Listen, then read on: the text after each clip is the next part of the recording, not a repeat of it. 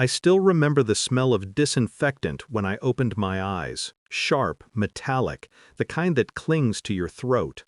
My vision was blurry, but the first thing I saw was his smirk.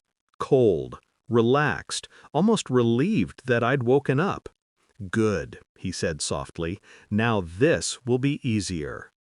I didn't know yet that he and his mother had already pressed my unconscious hand to my phone, that they had already drained everything I had worked for, that they had already bought themselves a luxury house, as if my grief was their down payment. But I did know something was wrong. His eyes told me everything. And still, I didn't react, because the real story had started earlier. Backstory. Before the rot showed. When I met Arham, he was gentle in that calculated way intelligent men often are, quiet, observant, a man who knew when to pull out chairs and when to pull back silence. I mistook precision for kindness. I mistook attention for affection. His mother loved me then, or pretended to. She praised my job, my independence, my savings. I thought she was proud. Now I know she was simply taking inventory. Our life was warm once, or maybe I just wrapped myself in illusions to survive the cold beneath. Discovery, the first fractures. The shift started after I got pregnant. Arham became distant, his mother annoyingly present. Whispered conversations stopped when I entered the room. Their eyes flicked toward my belly with something that wasn't love. Calculation, maybe. Ownership. Then I lost the baby. The grief was a hollowing, a darkness I couldn't articulate. But their grief? It was inconvenience. The day after the miscarriage, I heard them talking while I lay barely conscious behind the ICU curtain. Their voices traveled through the thin fabric like knives. "We leave her here," his mother hissed. "The fingerprints are enough. Transfer everything before she wakes." "And after that?" Arham asked casually. "She will go back to her parents. She's useless to us now." Useless, a word you don't forget, even through painkillers and heartbreak. I didn't move, didn't cry, didn't breathe too loudly, because in that moment something inside me shifted, not broken, but sharpened. I realized what kind of people I was dealing with, and I realized I could beat them.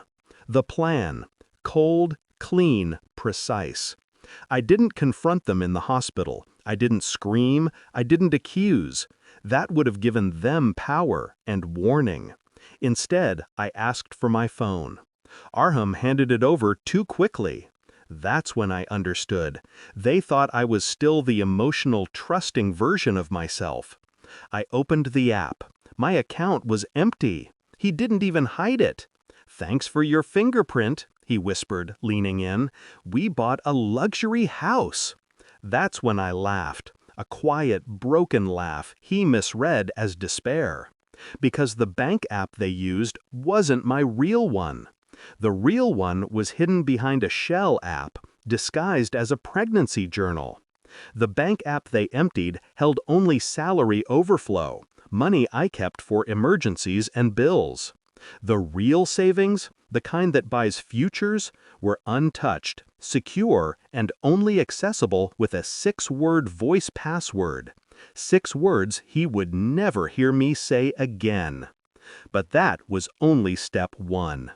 Execution, one move at a time. When I was discharged, I went home with them. I played the fragile, grieving wife. I let them think I was broken. People like them love broken things. They assume it means easy control. I gathered documents quietly, marriage certificate, property papers under his name, messages he sent to his mother bragging about milking her dry, screenshots, recordings, dates. Then I visited a lawyer, not just any lawyer, my father's oldest friend, the kind who doesn't blink at revenge disguised as justice. We built the case brick by brick. Financial abuse, fraud, medical neglect, coercion, marital theft, emotional violence. By the time we were done, I didn't just have evidence, I had a weapon. Climax, the fall. I chose a quiet evening. He was sipping tea, his mother scrolling through furniture catalogs for the house they bought with my stolen decoy money. I placed a folder on the table. "Sign the divorce papers," I said, voice steady, "or everything in this file goes to the police tonight." His mother laughed. Arham smirked. Until they opened the folder. Screenshots, recordings, bank statements, the ICU conversation. His smirk evaporated. Her hands started shaking. "You can't." "I already did," I said. "This is just your chance to leave with dignity." He signed. She cried. The next day, the police froze their accounts. The luxury house? Seized, bought with stolen funds. And me? I walked away with my real savings, my freedom, and their downfall behind me like ashes on the wind. Resolution. The quiet. I don't feel guilt, only clarity. People think revenge is loud, chaotic, emotional. But real revenge, real justice, it's quiet, calculated, a thing.